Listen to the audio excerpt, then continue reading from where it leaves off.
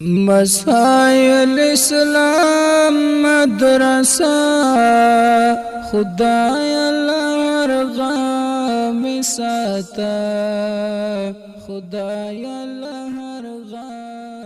مفتي صاحب محترم، یو محترم ورور پوښتنه کړې ده چې د یو ښځې خاوند ورک سي او درک معلوم نه وي د جهاد او د جنګو په سلسله کې، دغه ښځه به بیا در څو وخته پورې کښېني؟ بسم الله الرحمن الرحیم. محترم وروره، که د یو ښځې خاوند په جهاد کې ورک سي نو دا ښځه به د وجې د فساد او د فتنې په د اخته کېدو د بیرې په وجه باندې چې د فساد او د فتنې ټیم دی په فساد او په فتنه اخته نشي، نو د امام مالک صاحب رحمت الله تعالی علیه په مذهب د عمل وکي، هغه د 4 کالو څخه وروسته مړ بلل کېږي، بیا میړه کولی شي. فتاوای شیخ حسن جان مدني رحمت الله تعالی علیه 4 جلد 53 صفحه، والله اعلم.